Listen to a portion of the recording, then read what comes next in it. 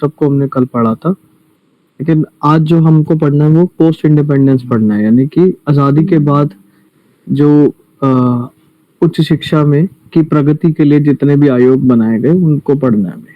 ठीक है ठीक है, तो हम स्टार्ट करते हैं। इतना हम जानते हैं कि जो 1947 के बाद मतलब एक बात हम समझते नहीं इस बात को कि 1947 के बाद जब हमारा देश आजाद हुआ 1947 में, तो उसके बाद उच्च शिक्षा की प्रगति के लिए अनेक कमेटियां बनाई गई। ठीक है, ताकि ज्यादा से ज्यादा लोग मतलब हायर एजुकेशन के अंदर जा सके। ठीक है ना, तो उसके अंदर सबसे पहला जो हम पढ़ेंगे 1947 के बाद हम जो अभी पढ़ने वाले हैं वो होगा हमारा एक राधा कृष्णन आयोग है। ठीक है, राधा कृष्णन कमेटी कहते हैं या फिर कमीशन कह देंगे, या विश्वविद्यालय शिक्षा आयोग। ठीक है, इसके बारे में भी हम पढ़ेंगे, यहीं से अब देखते हैं। तो higher education after 1947 India became independent in 1947। Ever since there our nation has been unprecedented growth. Unprecedented growth का मतलब प्रगतिशील करने के लिए हायर एजुकेशन में बहुत सारे कदम उठाए गए। ठीक है, ये कह सकते हैं। In order to make this reality for the masses various commission and policies have been drafted. मतलब बहुत सारे कमीशन को पॉलिसीज को ड्राफ्ट किया गया। ठीक है, and executed. These result in the growth of sector of scientific, technological, education and research. ठीक है, उसके बाद हम ये वाला पढ़ रहे हैं राधा कृष्णन कमीशन और द यूनिवर्सिटी एजुकेशन कमीशन। देखो पेपर में आ सकता है कि जो यूनिवर्सिटी एजुकेशन कमीशन है वो किसने दिया है, तो याद रखना आपको दोनों एक ही बात है, राधा कृष्णन जी ने दिया है। ठीक है, तो ये आपको याद रखना है। इसको इसी तरीके से आप लिखिए जैसे मैंने आपको कल बताया था कि ये 1947 एक मिड पॉइंट हो गया। इससे पहले का जो हमने प्री इंडिपेंडेंस का पढ़ा था वो याद रखना है आपने। ठीक है, एक मिनट कोई आया। लेकिन अब हम जो पढ़ रहे हैं वो पोस्ट इंडिपेंडेंस का पढ़ रहे हैं, मतलब आजादी के बाद। ठीक है, अब आजादी के बाद जो जो कमीशन है उसको भी आप यहाँ पे ऐसे करके लिख सकते हो। जैसे इसके बाद आ रहा है 1947 के बाद आ रहा है 1948, है ना। तो 1948 में कौन सा कमीशन है ये याद रखना है आपको इस तरीके से कि राधा कृष्णन कमीशन है, और उस राधा कृष्णन कमीशन को यूनिवर्सिटी एजुकेशन कमीशन भी कहा जाता है। ठीक है, इस तरीके से आपको ये दिमाग में रखना है। ठीक है, अगर आप कहते हो कि मैं इसको हिंदी में भी दिखा देता हूँ, कोई मुझे दिक्कत नहीं है, बट इसके अंदर मैं पीडीएफ आपको आज दोनों भेज दूंगा, तो इसके अंदर हिंदी और इंग्लिश दोनों में अनुवाद मिल जाएगा आपको। ठीक है, Commission was appointed under the chairmanship of Dr. Shri Sarvapalli Radhakrishnan through a resolution of the Central Ministry of Education on November 4, 1948। 4 नवंबर 1948 को जो शिक्षा मंत्रालय है यानी कि सेंट्रल मिनिस्ट्री ऑफ एजुकेशन है, ठीक है, उसके द्वारा एक प्रस्ताव रखा गया। ठीक है, और वो किसकी चेयरमैनशिप के अंडर, डॉक्टर श्री सर्वपल्ली राधाकृष्णन जी के। ठीक है, तो इन्होंने क्या किया था, इन्होंने मतलब एक प्रस्ताव रखा है। ठीक है, ताकि अब क्यों रखा है उसका रीजन अभी मैंने आपको बताया था, ताकि जो हमारी हायर एजुकेशन की जो स्थिति थी उस समय उसको प्रगतिशील करने के लिए अनेक अनेक कमेटियां बनी, अनेक अनेक कमीशन बने। तो उसी तरीके से कमीशन आया, या फिर हम कह सकते हैं यूनिवर्सिटी एजुकेशन कमीशन आया। ठीक है, इसको एक बार मैं हिंदी में भी दिखा देता हूँ, ज्यादा सही रहेगा। देखिए यहाँ पे क्या लिखा है, 4 नवंबर 1948 को केंद्रीय शिक्षा मंत्रालय के एक प्रस्ताव द्वारा डॉक्टर श्री सर्वपल्ली राधाकृष्ण आयोग का गठन हुआ। ठीक है, किसके थ्रू हुआ, केंद्रीय शिक्षा मंत्रालय के एक प्रस्ताव के द्वारा। नेक्स्ट है 1948 को तत्कालीन शिक्षा मंत्री अबुल कलाम आजाद, यहाँ से भी क्वेश्चन बनता है तो इसको भी देख लेना। ठीक है, अबुल कलाम आजाद ने इसका उद्घाटन किया। ठीक है, मतलब ये जो आयोग बना तो इस आयोग का जो उद्घाटन था किसने किया था, अबुल कलाम आजाद ने। इसका उद्देश्य क्या था, ये एम आ गया। ठीक है, उच्च शिक्षा से संबंधित मुद्दों का विश्लेषण करना और उसके सुधार के लिए संवैधानिक अनुरूप परिवर्तनों की संस्तुति करना था। ठीक है, मतलब बेसिकली मैंने बताया था आपको कि इससे पहले भी शिक्षा चल रही थी, हायर एजुकेशन की भी बात हुई थी, लेकिन अब हायर एजुकेशन को और प्रगतिशील बनाने के लिए उसमें सुधार करने के लिए इस आयोग का गठन हुआ। ठीक है। औषध, आयुर्वेदिक और यूनानी अभियांत्रिक इंजीनियरिंग, अभियांत्रिक का मतलब होता है इंजीनियरिंग, और तकनीकी शिक्षा, शिक्षण के प्रशिक्षण और महिला और धार्मिक शिक्षा जैसे क्षेत्रों पर जोर दिया गया।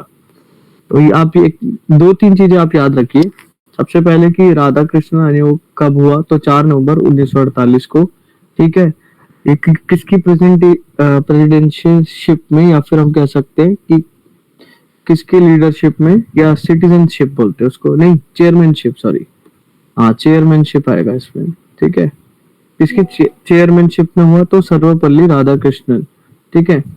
और फिर उसके बाद दूसरी बात ये याद रखनी है कि आपको कि ये इसका उद्घाटन किसने किया था इस आयोग का, तो अबुल कलाम आजाद ने। तीसरी चीज, इसका मेन एम क्या था वो दिमाग में रखना है। ठीक है, सुधार करने के लिए और संवैधानिक रूप से परिवर्तन करना, अमेंडमेंट करना, बेसिकली संशोधन करना। ठीक है।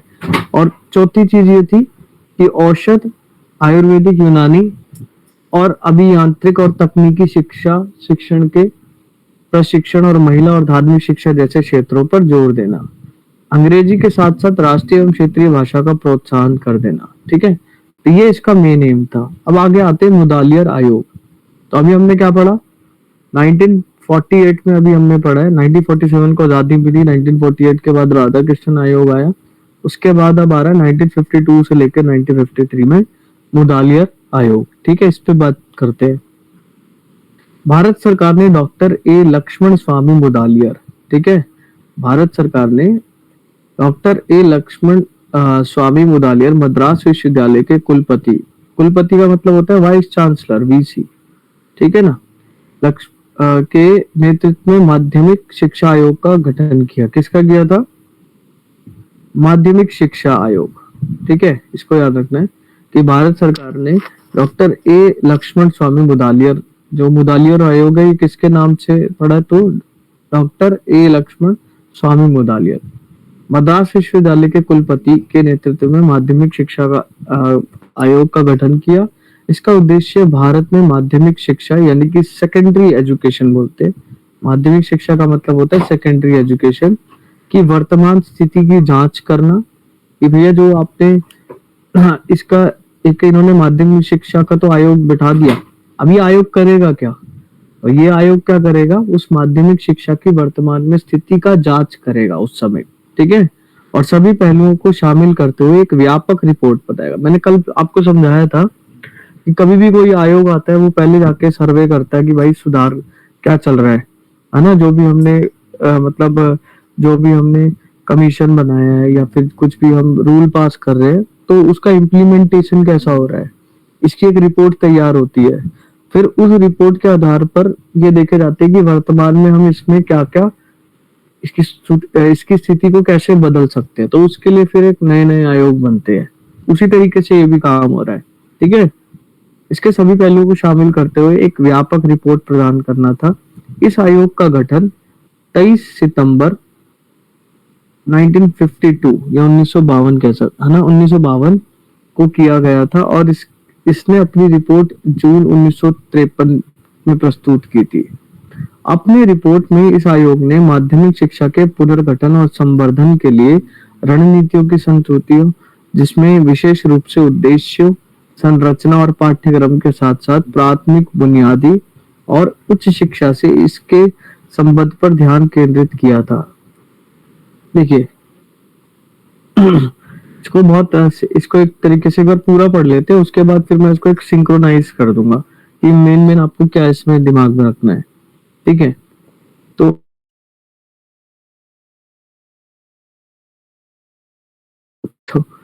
थोड़ा अजीब मतलब कुछ वर्ड्स है जो मैंने इसको इंग्लिश में पढ़ा था एक्चुअली। क्या लिखा है इसने? हाँ लिखा है to inquire into a report present position of secondary education in India, all its पर, ठीक है। The commission was appointed on 23rd September 1952 and submitted its report in June। ये भी हो गया। It suggested measure for its recognition and improvement with particular reference to its aims, organization and content of secondary education, relationship between primary basic and higher education. अच्छा, ठीक है। तो देखो basically इस कमीशन ने क्या किया कि एक तो इसने मतलब जो संबंध देखा कि जो प्राइमरी बेसिक एजुकेशन है, मतलब जो शुरुआती जो शिक्षा होती है और एक जो उच्च शिक्षा है उसके बीच का रिलेशनशिप क्या है। एक तो इसको इन्होंने दे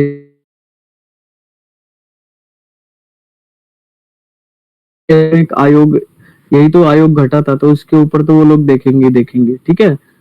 तीन चीजें, एक रिलेशनशिप देख रहे थे प्राइमरी और हायर एजुकेशन के बीच का, और साथ ही साथ जो कंटेंट है सेकेंडरी एजुकेशन, ठीक है, माध्यमिक शिक्षा है, ठीक है, उसके ऊपर कि उसकी पोजीशन क्या है, मतलब उसको भी ये लोग अच्छे से देख रहे थे कि उसमें क्या सुधार कर सकते हैं। ऑर्गेनाइजेशन हो गया, एम्स हो गए, पर्टिकुलर रेफरेंस, इंप्रूवमेंट कहाँ कहाँ हो सकती है, मतलब इन सारे जगह पर, ठीक है। Suggested that is called the industrial education, यानी कि वोकेशनल स्टडीज भी कह सकते हैं, या फिर व्यावसायिक जो होती है इंडस्ट्रियल एजुकेशन के ऊपर भी बल दिया जा रहा था मुदालियर कमीशन में, ठीक है। The amount of collected to utilise for the furtherance of technical and vocational education, वही जो मैं बोल रहा था, ठीक है, उसके ऊपर भी इन्होंने ध्यान दिया, ठीक है। recommended that optimum number of boys to be admitted to any class should be 30 and the maximum should not in any case exceed 40. The optimum number in the whole school should be 500 while the maximum should not exceed 750.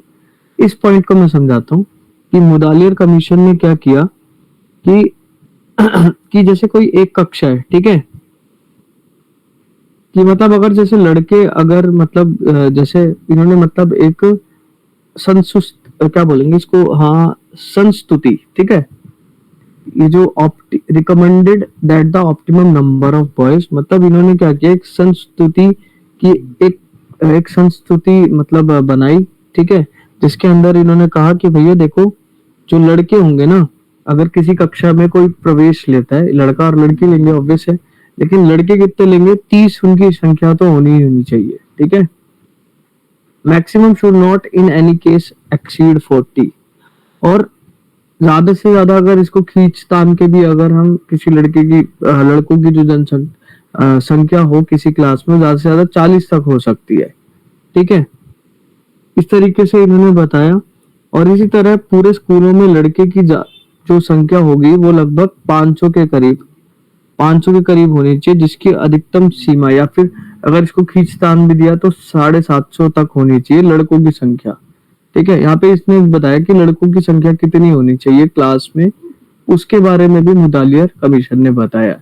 तो या तो ये कह रहे हैं कि या तो लड़कों की संख्या 30 होनी चाहिए, अगर खींचतान के 40 भी हो सकती है, और कुल स्कूल में जो लड़के हैं वो कितने होने चाहिए, वो टोटल 500 होने चाहिए, या खींचतान के 750 हो सकते हैं। समझ में आया पॉइंट में क्या कहना चाह रहा हूँ? हेलो, भैया ठीक है। हाँ ठीक है। अब यहाँ पे इन्होंने ये कहाँ पे सजेस्ट किया है, मतलब इन्होंने ये जो मतलब ये जो रूल बनाया ये संविधान के अनुच्छेद 45 यानी कि 45, ठीक है, में उल्लेखित है, ठीक है। और इनका उद्देश्य कि 14 वर्ष की आयु तक जो सभी बच्चों के लिए उन्होंने निशुल्क और अनिवार्य यानी कि कंपल्सरी एजुकेशन इन्होंने इसका गठन किया, ठीक है। तो अगर मैं आपको कहूँ कि मुदालियर कमीशन में बेसिकली क्या था, इससे पहले हमने पढ़ा राधा कृष्ण कमीशन, अब हम पढ़ रहे थे मुदालियर कमीशन। तो मुदालियर कमीशन पहले आपको ये याद रखना है कि 1952 से लेकर 1953 यानी कि आजादी के बाद ये दूसरा कमीशन बना है, पहले ऐसे दिमाग में रखो। पहला कमीशन हो गया राधा कृष्णन, ठीक है, दूसरा कमीशन क्या, मुदालियर कमीशन। अब ये दिमाग में रखना है कि मुदालियर कमीशन का मुदालियर नाम क्यों पड़ा, एक बंदा है जिसका नाम क्या है, डॉक्टर ए लक्ष्मण स्वामी मुदालियर, ठीक है। ये मद्रास जो यूनिवर्सिटी थी उसके अंदर ये वाइस चांसलर थे, ऐसे याद रखना है। और बेसिकली इन्होंने सेकेंडरी एजुकेशन पे ज्यादा काम किया था, क्योंकि ये देखना था कि सेकेंडरी एजुकेशन में किस तरीके से सुधार किया जा सकता है, ठीक है। और इसको कब अपॉइंट किया था, तो 23 सितंबर 1952, ऐसे याद रख सकते हो। फिर इन्होंने तीन चीजें देखी, मतलब मैं कह सकते हैं दो चीजें कह सकते हैं मेरे हिसाब में, कि एक तो कंटेंट क्या था सेकेंडरी एजुकेशन का, ठीक है, एक तो ये हो गया, और क्या हायर एजुकेशन और प्राइमरी एजुकेशन के बीच में क्या संबंध था, एक तो ये चीज देखी इन्होंने। तीसरी बात पे बात करते हैं, इन्होंने फिर इंडस्ट्रियल एजुकेशन को बढ़ावा दिया, वोकेशनल एजुकेशन को सेकेंडरी स्टेज पर बढ़ावा दिया, ठीक है। वोकेशनल एजुकेशन इन्होंने सेकेंडरी पे दिया, ये भी इंपॉर्टेंट बात है, ठीक है। तीसरी चीज इन्होंने रूल बनाया कि भैया देखो, अगर एक क्लास में 30 लड़के होने चाहिए, नहीं तो ज्यादा से ज्यादा 40 भी हो सकते हैं, और अगर पूरे स्कूल की बात करें तो 500 होने चाहिए, ज्यादा से ज्यादा 750 कर सकते हैं। ये किस आर्टिकल के दौरान इन्होंने पारित किया, तो आर्टिकल 45, बस इतने याद रखनी है। और लोगों के लिए निशुल्क और अनिवार्य शिक्षा का गठन किया। तो मेरे ख्याल से मुडालियर समझ में आ गया होगा आपको। आगे चलते हैं, ठीक है, ये इंपॉर्टेंट है। इसके बाद आता है कोठारी कमीशन, यहां से भी क्वेश्चन बनते हैं, ठीक है, इंपॉर्टेंट है ये, ठीक है। एक मिनट रुकना। Indian education commission 1964-1966 popular known as Kothari commission, ठीक है। इंडियन एजुकेशन जो कमीशन है, ठीक है। अच्छा, कोठारी कमीशन का एक और नाम है, मैंने कोठारी से याद किया तो मुझे इसका दूसरा नाम नहीं याद था, ठीक है। तो आप लोग याद रख सकते हैं कि कोठारी कमीशन का चल क्यों नहीं रहा है।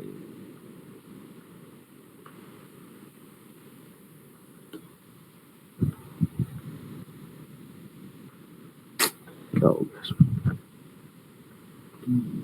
चल तो रहे, ठीक है।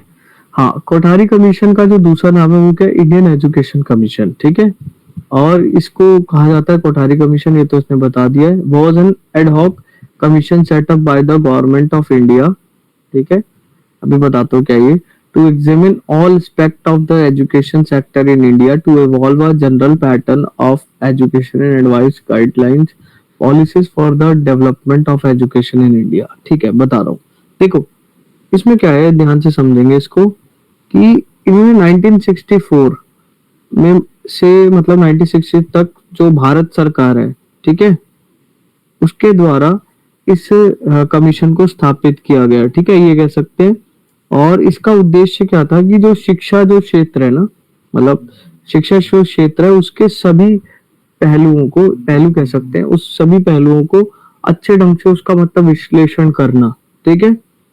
और एक मतलब कहते हैं ना, एक माइंड मैपिंग करना, यानी कि एक रूपरेखा तैयार करना, ठीक है, कि देश में की उन्नति किस तरीके से हो सकती है और उसकी उन्नति के लिए कौन कौन सी नीतियां बना सकते हैं, ठीक है। देखो यहाँ पे लिखा है, government of India to examine all aspect of the education sector in India, ठीक है, जितने भी पहलू थे उनको इन्होंने देखा।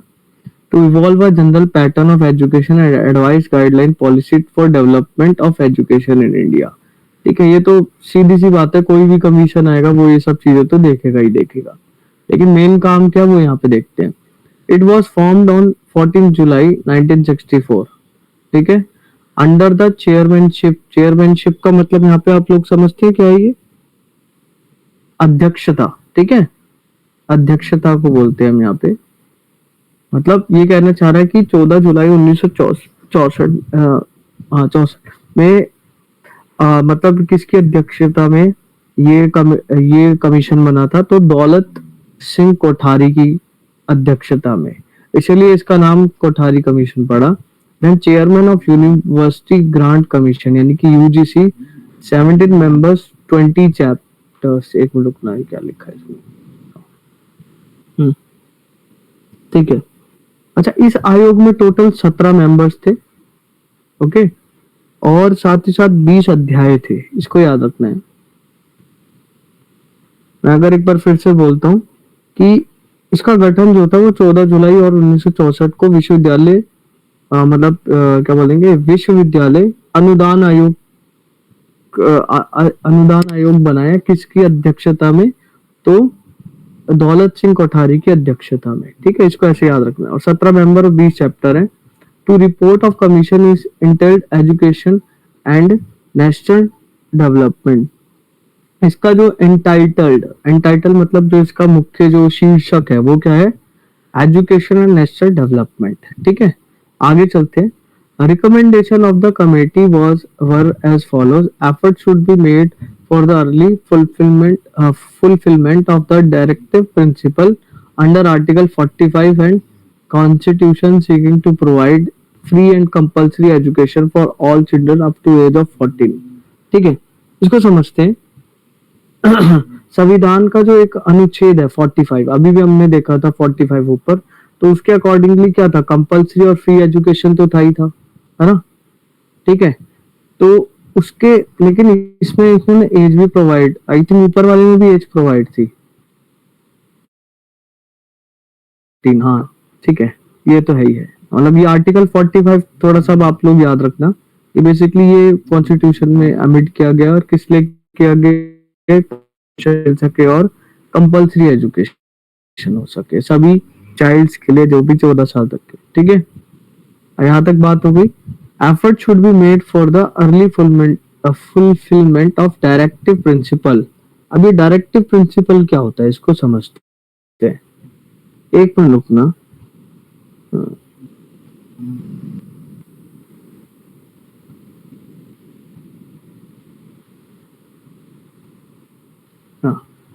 डायरेक्टिव प्रिंसिपल का मतलब यहाँ पे बेसिकली वही है कि जो डायरेक्टर कौन होता है, निर्देशक होता है ना।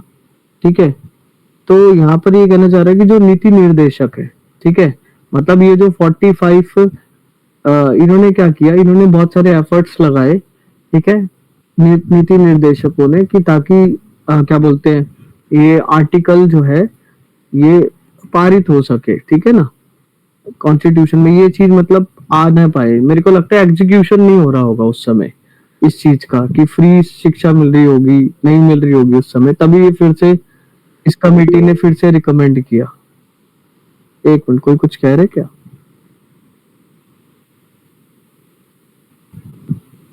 अच्छा, जहां यूजीसी आया था, ओके, कौन से वाला है? अच्छा, ये वाला कह रहे हो? हाँ, मैं बता देता हूँ, कोई दिक्कत नहीं। It was formed on 14 July 1964 under the chairmanship of Daulat Singh Kothari, then chairman of the University Grant Commission। हाँ देखिए, मैं बता रहा हूँ इसको। क्या था कि जो ये आयोग था ना, मतलब सॉरी, इसका जो इस आयोग का जो गठन है वो पहली बार तो 14 जुलाई 1964 को किया था। ठीक है, ये इतनी बात तो समझ में आ गई होगी। किसके अध्यक्षता में? तो दौलत सिंह कोठारी की अध्यक्षता में। ठीक है, then chairman university grant commission. फिर उसके बाद क्या हुआ, जब इसका गठन किया गया, ठीक है, इसका जब गठन हो गया तो विश्वविद्यालय जो अनुदान आयोग है, यानी कि जो जिसको हम कहते हैं यूनिवर्सिटी ग्रांट कमीशन, यूजीसी के बारे में आप लोगों ने पढ़ा होगा। जो अभी हम जिस पेपर की तैयारी कर रहे हैं उसका भी यूजीसी नेट जेआरएफ बोलते हैं ना उसे। ठीक है, तो वही तभी इसका गठन हुआ है। ठीक है ना, जिसके टीम में टोटल 17 मेंबर थे उस समय। ठीक है, और 20 चैप्टर्स थे। बस इतना याद रखना है, ज्यादा अभी डिटेल में जाने की जरूरत नहीं है क्योंकि बहुत कुछ है इसमें। ठीक है, और तब आप लोगों को ये याद रखना है कि बेसिकली जो कोठारी कमीशन था उसका मेन एम क्या था, कब आया था। ठीक है, और ये कोठारी कमीशन जो है बेसिकली ये किसके नाम से है ये भी आपको पता होना चाहिए, इतनी नॉलेज तो होनी चाहिए। ठीक है, हाँ, अब देखिए इसमें, लेकिन इस कमीशन में बहुत सारी चीजें थी, इसलिए ये इम्पोर्टेंट होता है commission. Regional languages to be made language of administration for the region concern at the earliest possible time. क्योंकि मैं काम करता हूँ इसको हिंदी में बता देता हूँ ताकि आप लोगों को ज्यादा आसानी हो जाएगी। मेरे को जहाँ पे प्रॉब्लम होगी तो मैं इंग्लिश में देख लूंगा। ठीक है, हिंदी में मेरे को थोड़ी दिक्कत होती है। आगे चलते हैं। हाँ, ये हो गया हमारा। इस समिति की संस्तुतियों निम्न प्रकार थी। ठीक है, ये हमने पढ़ लिया था कि संविधान के अनुच्छेद 45 के अंतर्गत 14 वर्ष की आयु तक के सभी बच्चों के लिए निःशुल्क और अनिवार्य शिक्षा प्रदान करने के नीति निर्देशक सिद्धांत की शीघ्र पूर्ति के लिए प्रयास किए जाने चाहिए। क्षेत्रीय भाषाओं को शीघ्र संबंधित क्षेत्रों में प्रशासनिक उद्देश्यों के लिए, प्रशासनिक का मतलब हो गया जो हम जैसे कि वो होता है ना MPPSC, पब्लिक सर्विस कमीशन, प्रशासनिक, है ना, इन सब उद्देश्यों के लिए आधिकारिक भाषा के रूप में नामित किया जाना चाहिए। ठीक है, मतलब जो भी आप जो प्रशासनिक उद्देश्य का मतलब ये हो गया, जैसे कि एक मिनट, इसका क्या प्रशासनिक को इंग्लिश में क्या बोलेंगे, यही बोलेंगे ना? हेलो, एक मिनट रुकना, मैं देख लेता हूँ। हाँ, एडमिनिस्ट्रेशन बोलते हैं, सही बात है। ठीक है, एडमिनिस्ट्रेशन मतलब जो भी हम जैसे काम वाम करवाते हैं, अपने कागज वागज बनवाते हैं, तो उस उद्देश्यों के लिए आधिकारिक भाषा के रूप में नामित किया जाना चाहिए। अंग्रेजी भाषा का उद्देश्य उच्च शिक्षा में शैक्षणिक कार्य और बौद्धिक संचार के लिए एक संपर्क भाषा के रूप में कार्य करना है। अंग्रेजी भाषा का किस लिए यूज किया था? जो उच्च शिक्षा में शैक्षणिक कार्य और बौद्धिक संचार के लिए एक संपर्क मतलब कन्वर्सेशन के लिए। ठीक है, हिंदी का उद्देश्य एक मध्यस्थ भाषा, ठीक है, एक मीडियम बन सके, या आदमी कुछ भी कार्य कर सकता है, और हिंदी बोलने वालों की कमी वाले क्षेत्रों में हिंदी के प्रसार को सुविधाजनक बनाना है। ये इन्होंने इस पे काम किया था। ठीक है, अच्छा, ये क्वेश्चन पूछा जाता है कि त्रिभाषा सूत्र कौन लेके आया था? तो याद रखना, कोठारी कमीशन। ठीक है, त्रिभाषा सूत्र में क्या था ये समझते हैं कि मातृभाषा एक ये लैंग्वेज, और दूसरी केंद्र की राजभाषा या सह राजभाषा तक अस्तित्व में, और एक आधुनिक भारतीय या विदेशी भाषा। ठीक है, यहाँ तक आप लोगों को आई थिंक समझ में आ रहा होगा क्या चल रहा है। जी भैया। त्रिभाषा सूत्र से आपको समझ में आया कौन कौन सी भाषा थी इसमें? एक देखिए, मैं ऐसे बता देता हूँ, ज्यादा क्लियर हो जाएगा आपको। एक तो हो गया कि भैया देखो, जो इंग्लिश लैंग्वेज है, ठीक है, इंग्लिश लैंग्वेज के बारे में बात कर रहा है, और एक मातृभाषा जो क्षेत्रीय भाषा होती है। ठीक है, और केंद्र की जो राजभाषा है, या फिर जिसको हम एक तरीके से हम ये कह सकते हैं, हिंदी आप लगा लो। ठीक है ना, जैसे इसमें लिख रखा है, English language to serve as a link language in higher education for academic work, intellectual intercommunication, Hindi to serve as linkage language. अच्छा, ये तो हो गया। एक मिनट ना, तो भाई हम इसको ऐसे समझ सकते हैं ना, मतलब English language, national language and native language. हाँ ये कह सकते हैं। एक मिनट, मैं बस एक चीज देख रहा हूँ, इसमें थोड़ा इंग्लिश में ज्यादा अच्छे से क्लियर कर रखा है, केंद्र की राजभाषा, और इसको ही देख रहा हूँ, सेकंड वाले पॉइंट को एक बार। The official language of union और the associate official language of union so long as it is exist. ठीक है, मतलब ऑफिशियल लैंग्वेज जो उसने बोला नहीं था अभी, प्रशासनिक भाषा की बात कर रहा है वो। ठीक है, यहाँ पे सेकंड वाले में, चाहे वो प्रशासनिक में अगर हिंदी भी चलती है तो हिंदी भी कर सकते हैं, और उसमें अगर ऐसा कुछ और लैंग्वेज भी आती है तो वो भी कर सकते हैं। ठीक है, वयस्क शिक्षा के कार्यक्रमों को बढ़ावा देना, जिसका लक्ष्य न केवल निरक्षरता को समाप्त करना है, बल्कि नागरिकों की नागरिक और व्यावसायिक दक्षता और सामान्य सांस्कृतिक स्तर को बढ़ाना भी है। वयस्क शिक्षा का मतलब आपको मैं बताता हूँ कि जो एडल्ट एजुकेशन है, ठीक है, वयस्क शिक्षा का मतलब क्या होता है? एडल्ट एजुकेशन, इनके कार्यक्रमों को बढ़ावा देना, जिसका लक्ष्य न केवल निरक्षरता को समाप्त करना, बल्कि नागरिकों की नागरिक और व्यावसायिक दक्षता, यानी कि इसको हम वोकेशनल,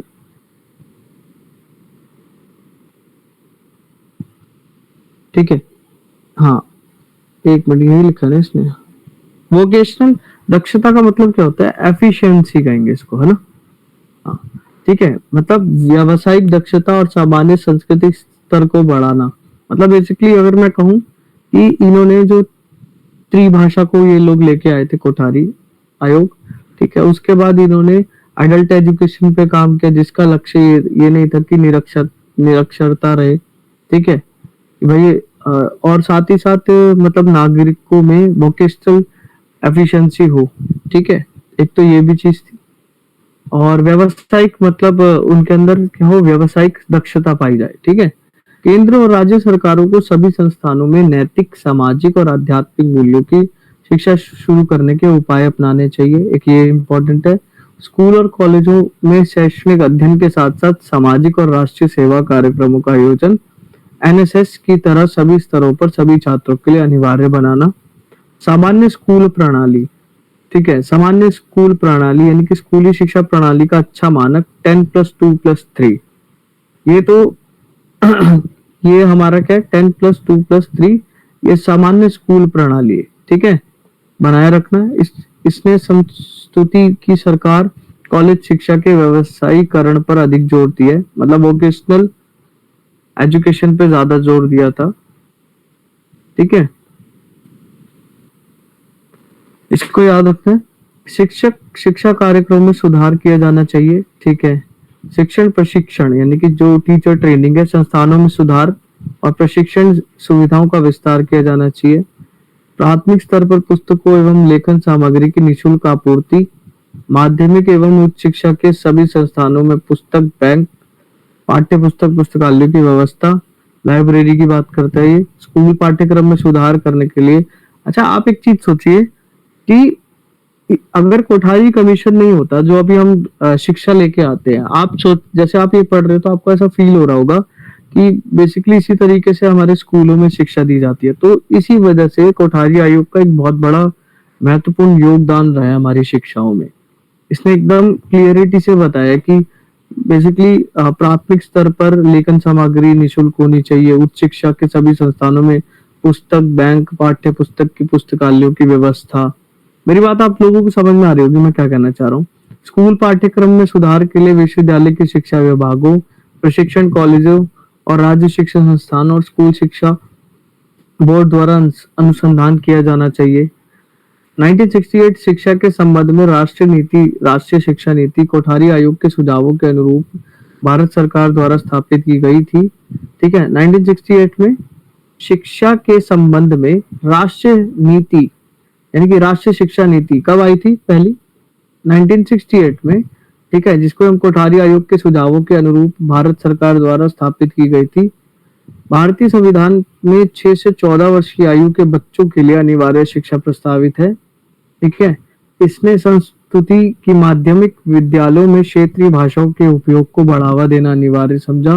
प्रचलित दृष्टिकोण यह था कि स्कूलों में पढ़ाने के लिए अंग्रेजी प्राथमिक भाषा होनी चाहिए, जबकि हिंदी को राष्ट्र की आधिकारिक भाषा माना जाता था उस समय, ठीक है। मतलब स्टार्टिंग में जो प्रचलित दृष्टिकोण था, स्कूलों में पढ़ाने के लिए अंग्रेजी प्राथमिक प्राइमरी लैंग्वेज होनी चाहिए, लेकिन जो हिंदी है उसको राष्ट्र की आधिकारिक भाषा, ठीक है।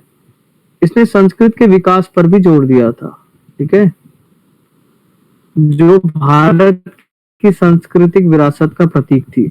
इसने भारत सरकार के संस्कृति की राष्ट्रीय आय का 6% शिक्षा पर व्यय किया था, ठीक है। इस नीति ने आमूल पुनर्गठन का आह्वान किया और राष्ट्रीय एकता और अधिक सांस्कृतिक और आर्थिक विकास प्राप्त करने के लिए समान शैक्षिक अवसरों को प्रस्तावित किया। तो इसको अच्छे से पढ़िए, इसमें से प्रश्न बनते हैं, ठीक है। और ये काफी, अगर मैं आप साथ में इसका वो कर दूं, अगर वैसे तो मैंने इधर तक तो कर ही दिया था इसका। इसमें आप बस ये, मैं आपको ये बोलूंगा, एक तो ये पता होना चाहिए कि उस समय जो जीडीपी का कितना % शिक्षा पे, मतलब कोठारी कमीशन के के नेतृत्व में 6% शिक्षा पर व्यय किया था ना इन्होंने, ठीक है। और इस नीति ने आमूल पुनर्गठन का आह्वान किया, राष्ट्रीय एकता और अधिक सांस्कृतिक आर्थिक विकास प्राप्त करने के लिए समान शैक्षिक अवसरों का प्रस्तावित किया, ठीक है। अब हम बात करते हैं राष्ट्रीय शिक्षा नीति 1986। इस नीति को लोकसभा द्वारा 8 मई 1986 को और राज्यसभा द्वारा 13 मई 1986 को अपनाया गया। लोकसभा में कब?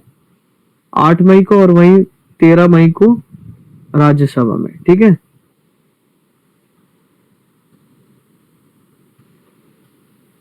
अब इस शिक्षा नीति में क्या है? 12 भाग और 157 पैराग्राफ हैं।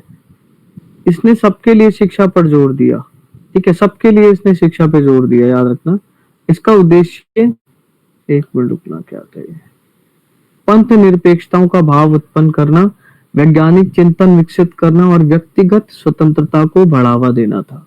इस राष्ट्रीय शिक्षा नीति का जो 1986 में आई थी, उसका मेन एम क्या था, यहाँ से आपको पता लग रहा है, ठीक है, ये बेसिकली एम बताता है।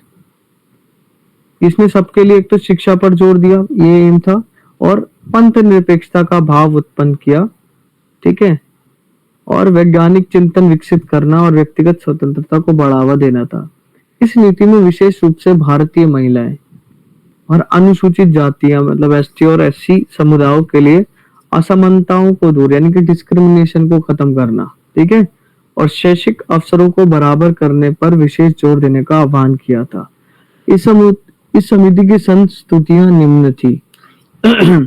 इसमें आर्थिक रूप से कमजोर विद्यार्थी के लिए फेलोशिप प्रदान का प्रावधान था, जो अभी भी मिलती है ना, आप देखते होगे फेलोशिप, वो यहीं से स्टार्ट हुई थी, ठीक है। हाँ, तो आप लोगों को याद रखें कि मतलब पहली बार जो मतलब कमजोर विद्यार्थियों के लिए जो फेलोशिप प्रदान करने का प्रावधान किस नीति में था, तो याद रखना है राष्ट्रीय शिक्षा नीति 1986, ठीक है। इसमें एडल्ट एजुकेशन प्रदान करने और उत्पीड़ित समूह से शिक्षकों की भर्ती पर जोर दिया गया। इसका दिल्ली में इंदिरा गांधी राष्ट्रीय मुक्त विश्वविद्यालय की स्थापना में महत्वपूर्ण योगदान था। मतलब जिसमें मेरा पीएचडी में जहाँ पे एडमिशन हुआ वो यही है, ठीक है। तो इसी में इनका योगदान था। तकनीकी शिक्षा क्षेत्र को बड़े पैमाने पर निजी उद्यम के लिए खोलने के अलावा शिक्षा में सूचना प्रौद्योगिकी के उद्भव के लिए भी मंच तैयार किया गया। इसमें SUPW, किसी ने SUPW मतलब जो है पाठ पढ़ा है कभी? मतलब मेरा ये स्पेशली मैं केंद्रीय विद्यालय से पढ़ा हुआ हूँ, तो मेरे मतलब पीरियड में एक ये वाला भी पीरियड था जिसके अंदर हम लोग सीखते थे कि किस तरीके से हम मतलब घर में अगर कोई चीज है स्किल बेस्ड, बेसिकली अगर मैं कहूँ स्किल बेस्ड ये प्रोग्राम था, स्किल बेस्ड हमारा पीरियड रहता था। इसके अंदर हम नई नई चीजें सीखते थे कि जैसे अगर कोई पंखा है उसको कैसे लगा सकते हैं, मतलब ये सब चीजें हमने सीखी हैं, ठीक है। इसने जवाहर नवोदय विद्यालयों की स्थापना की। इसने खेल शिक्षा के महत्व पर जोर दिया। ECE आरंभिक बाल्यावस्था शिक्षा और देखभाल, ठीक है, शब्द का उपयोग NPE 1986 में किया गया था। इसका उद्देश्य बच्चे की सामाजिक संवेगात्मक, देखिए थोड़ा सा ये रटने वाली चीजें हैं, लेकिन मैं ये बोलूंगा कि आप इसको बार बार पढ़ेंगे ना, मतलब बार बार इन द सेंस इसको बस आप लोगों ने पढ़ना है, ठीक है, और सोचना है कि ये चीजें कहाँ कहाँ पे घटी है। मतलब आप आसपास चीजों को मैं देख सकते हो, फिर आपको ये चीजें अच्छे से याद हो जाएंगी और क्वेश्चंस करोगे तो आपको पता लगेगा कि बेसिकली इन सब जगहों से क्वेश्चन किस तरीके से पूछे जा रहे हैं, ठीक है। राष्ट्रीय शिक्षा नीति POA 1992, भारत सरकार ने राष्ट्रीय शिक्षा नीति के प्रावधान के प्रभाव का पुनर्मूल्यांकन करने के लिए 1990 में आचार्य राममूर्ति की अध्यक्षता में, अब देखो जो राष्ट्रीय शिक्षा नीति हमारी जो आई थी वो कब आई थी, एक 1986 में ना, तो इसको फिर से इसके प्रभाव का फिर से मूल्यांकन करने के लिए 1990 में आचार्य राममूर्ति की अध्यक्षता में इस आयोग का गठन किया था। इस समिति की प्रमुख संस्तुति इस प्रकार की थी। केंद्रीय शिक्षा सलाहकार परिषद बोर्ड की स्थापना की गई, ठीक है। सेंट्रल एजुकेशन एडवाइजर, ठीक है, परिषद, ठीक है ना, उसकी स्थापना की गई। विकास को बढ़ावा देने और राष्ट्रीय एकता को मजबूत करने पर जोर दिया गया। विद्यार्थी में नैतिक मूल्यों के विकास पर जोर दिया गया। Programme of action POA,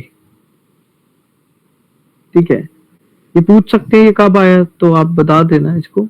POA का गठन कब हुआ, तो राष्ट्रीय शिक्षा नीति में POA बेसिकली उसको पढ़ रहे हैं हम, ठीक है। तो क्या कह रहे हैं, प्रोग्राम ऑफ एक्शन 1992 का उद्देश्य बच्चों के सार्वभौमिक नामांकन और प्रतिधारण तथा 14 वर्ष तक की शिक्षा को सफलतापूर्वक पूरा करने के उद्देश्य को पूर्ण करना था। POA ने प्राथमिक यानी प्राइमरी जो एजुकेशन है, ठीक है, उसका विकेंद्रीकृत योजना, एक मिनट ना भाई, ये विकेंद्रीकृत योजना क्या है, एक मिनट देखो, मैं इंग्लिश में देख रहा हूँ।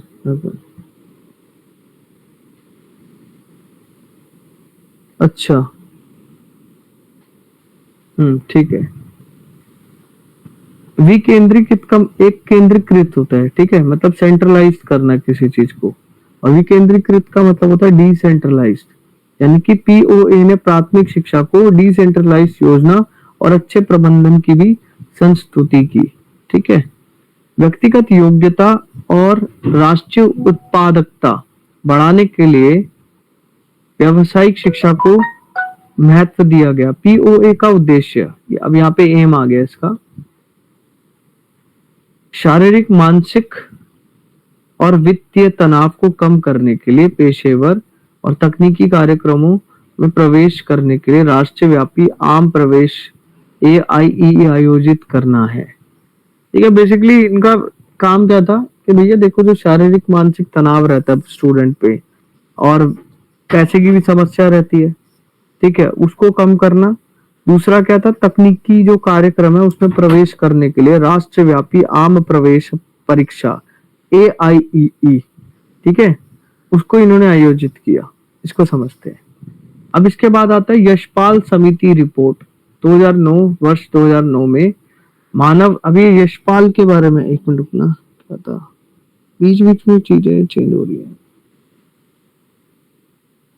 यशपाल कमेटी भी आता है, ठीक है ना, तो ये उसी की है। यशपाल समिति रिपोर्ट 2009 में मानव संसाधन विकास मंत्रालय, यानी कि ministry of human resource development, जिसको आप क्या बोल, ये MHRD, इसका नाम चेंज हुआ है ना, MOE हुआ है ना शायद से। अगर किसी को पता है तो बताएं।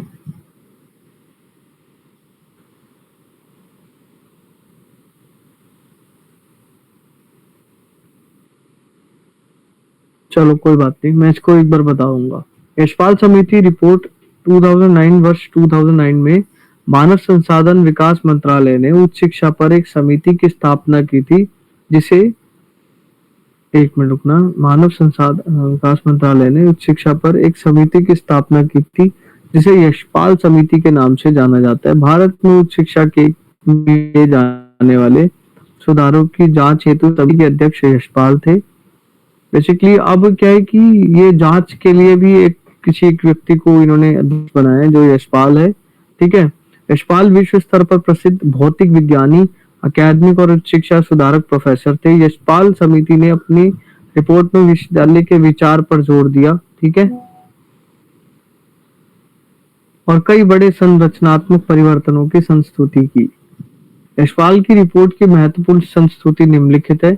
इस समिति द्वारा मानव संसाधन विकास मंत्रालय को सौंपी गई अंतिम रिपोर्ट में यह संस्तुति की गई कि मानद विश्वविद्यालय की संस्थिति समाप्त कर देना चाहिए। अब ये मानद विश्वविद्यालय कौन से होते हैं, इसको एक बार मैं आपको, जो इसके बाद हमारा जो नेक्स्ट होगा ना, उसमें बताऊंगा कि डीम्ड यूनिवर्सिटीज कौन सी होती है, सेंट्रल यूनिवर्सिटीज कौन सी होती हैं, उसके अंदर ये सारी चीजें आएंगी। एक मिनट रुकना बस, कौन सा चल रही है, यशपाल कमेटी ना, एक मिनट बस रुकना, मैं इसमें वो देख, हाँ डीम्ड को ही तो बोलते हैं, मानद, अच्छा डीम्ड ही है, ठीक है, इसको ही हम डीम्ड यूनिवर्सिटी कहते हैं, ठीक है। यह भी संस्तुति की गई थी कि सभी योग्य जो डीम्ड यूनिवर्सिटी है पूर्ण विश्वविद्यालयों में प्रतिस्थापित कर दिया जाना चाहिए और उन्हें समाप्त कर देना चाहिए था। इस रिपोर्ट में विश्वविद्यालय शिक्षा के लिए विशेष रूप से डिजाइन की गई GRI जैसी परीक्षा के विकास की आवश्यकता की भी संस्तुति की गई। इस समिति ने NCTE, ठीक है, AICTE, UGC और अन्य जैसे निकायों के स्थान पर एक साथ सदस्य वाले उच्च शिक्षा और अनुसंधान आयोग CHER गठन की संस्तुति की। यह संस्तुति की गई कि यह नया नियामक राजनीतिक दबावों से मुक्त होना चाहिए। CHER के अध्यक्ष के पद को चुनाव, वैसे इतना मतलब मैंने यहाँ से क्वेश्चन कम देखे हैं, लेकिन मैं इसलिए पढ़ा रहा हूँ क्योंकि आपके कोर्स में है ये, ठीक है, पर कोठारी आयोग से बहुत सारे प्रश्न देखे हैं मैंने। यह संस्तुति की गई कि विश्वविद्यालयों को अन्य नियामक जैसे bar council of India, medical council of India आदि के अधिकार क्षेत्र को केवल प्रशासनिक मामलों तक सीमित रखते हुए सभी शैक्षणिक जिम्मेदारियां उनसे हटा लेनी चाहिए। इस रिपोर्ट में निर्दिष्ट किया गया है कि आईआईटी और आईआईएम को पूर्ण विश्वविद्यालय के रूप में काम करने के लिए अपने दायरे में विविधता लाने और विस्तार करने के लिए प्रोत्साहित किया जाना चाहिए। अच्छा, इन्होंने मतलब खुली छूट दे दी थी आईआईटी और आईआईएम को, ठीक है, कि आप कुछ भी मतलब विस्तार कर सकते हैं या विविधता वैरायटीज भी ला सकते हैं। राष्ट्रीय शिक्षा नीति जो कि 2020 की है, उसके बारे में हम पढ़ रहे हैं यहाँ पे। अब 21वीं सदी की पहली शिक्षा नीति एनईपी 2020 को 29 जुलाई 2020 को क्या लिखा, एमएचआरडी भारत सरकार द्वारा अनुमोदित किया गया। मैंने बोला था कि एमएचआरडी का नाम चेंज हुआ, वो यहाँ पे आ गया, एमओई, मिनिस्ट्री ऑफ एजुकेशन, ठीक है, याद रखना इसे। इसका उद्देश्य समान और गुणवत्तापूर्ण शिक्षा प्रदान करना है। एस.आर. सुब्रमण्यम समिति की रिपोर्ट और के कस्तूरी रंगन समिति के रिपोर्ट की सिफारिशों पर आधारित थी। ये बेसिकली जो इन्होंने राष्ट्रीय शिक्षा नीति थी, ये किसके आधार पर है? रिपोर्ट पहले जारी होती है कि आपके देश में क्या चल रहा है, फिर उसके आधार पर एक सोचा जाता है, मतलब कमेटी सोचती है कि हम क्या नई शिक्षा नीति ला सकते हैं या कौन सा कमीशन बना सकते हैं। इस पर बातचीत चलती है इनकी। यह न केवल ज्ञान प्राप्त करने के लिए बल्कि जीवन निर्माण पर केंद्रित है। ये मौलिक साक्षरता और संख्यात्मकता पर प्राथमिक जोर दिया जाता है, जिससे यह आवश्यक हो जाता है कि प्रत्येक व्यक्ति के पास साक्षरता और संख्यात्मक अवधारणाओं की मौलिक समझ हो। इसे लागू करने से सभी छात्र ग्रेड 3 तक पहुंचते पहुंचते कुशल होने की क्षमता हासिल। एनईपी शिक्षा में लचीलापन, ठीक है, यह भारत को वैश्विक ज्ञान शक्ति में बदलने के लिए भारत की प्राचीन शिक्षा प्रणाली में विश्वास करता है। एनईपी ने भाषाओं को लेकर दिशा निर्देश दिया। किसी को कोई भी भाषा पढ़ने के लिए बाध्य नहीं किया गया। क्षेत्रीय भाषाओं को सम्मान महत्व दिया गया। शिक्षकों को अधिगम प्रक्रिया का हृदय माना जाता है। अधिगम प्रक्रिया क्या होता है? Learning process. हाँ, ठीक है, हृदय माना जाता है, इन्होंने ऐसा कहा है। गुणवत्तापूर्ण शिक्षा तक पहुंच हर बच्चे का मौलिक अधिकार है, ठीक है ना, मतलब क्वालिटेटिव जो एजुकेशन है उस तक पहुंचने के लिए बच्चे का ये एक मौलिक अधिकार है, ठीक है, फंडामेंटल राइट्स कह सकते हैं इसे। प्रस्ताव में एक नए शैक्षिक ढांचे को लागू करने पर सुझाव दिया गया है, जिसमें 4 चरण शामिल है। 5 वर्ष की प्राथमिक शिक्षा। अच्छा, कोई बताएगा थोड़ा सा कि ये क्या है, ये वाला पॉइंट? सबने पढ़ा भी होगा एनईपी। जैसे पहले तो ये चल रहा था ना 10+2 वाला, अब इसका क्या है, कोई बताएगा?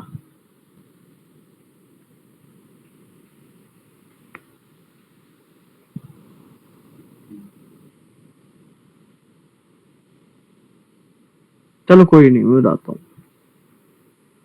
हाँ, अब क्या किया है इन्होंने ना, एक नया शैक्षिक ढांचे को लागू किया है। मतलब किस तरीके से शिक्षा जो है वो, कोई भी बच्चा, अगर कोई एक बच्चा है वो, उसको किस तरीके से वो आगे शिक्षा लेगा, तो इन्होंने बताया कि 4 चरण, इन्होंने 4 स्टेजेस किए, 1 2 3 4, ठीक है, यहाँ पे लिखा है। और 5 वर्ष की तो प्राथमिक शिक्षा होगी, ठीक है, प्राथमिक प्राइमरी एजुकेशन कह सकते हैं, ठीक है। फिर उसके बाद 3 वर्ष की निम्न माध्यमिक शिक्षा, ठीक है, प्राइमरी सेकेंडरी एजुकेशन। फिर 3 वर्ष की उच्च माध्यमिक शिक्षा, हायर सेकेंडरी कह सकते हैं इसको, ठीक है। और अंत में 4 वर्ष, 5+3+3+4। इसको डिटेल पे, इसके बारे में मैं आपको पढ़ाऊंगा। अभी सिर्फ इसको पढ़ लो, क्योंकि हायर एजुकेशन पे भी एक बहुत बड़ा टॉपिक है, इसको भी समझाने में टाइम लगता है, ठीक है। इसमें बहुत सारी चीजें आती है, ओके।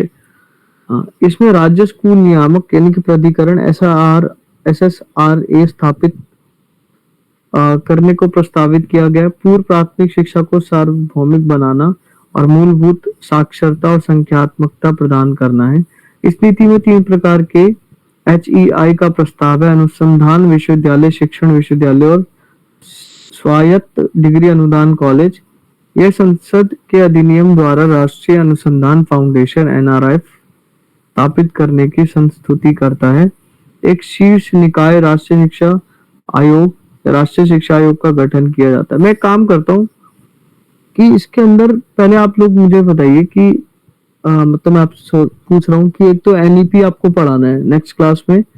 दो चीजें मैं आपको अच्छे से पढ़ाऊंगा, एक एनईपी, फिर उसके बाद एक यूनिवर्सिटीज के बारे में, ये कितने प्रकार की यूनिवर्सिटीज होती है, फिर उसमें यूनिवर्सिटीज में यूजीसी का क्या रोल है इसको समझाऊंगा।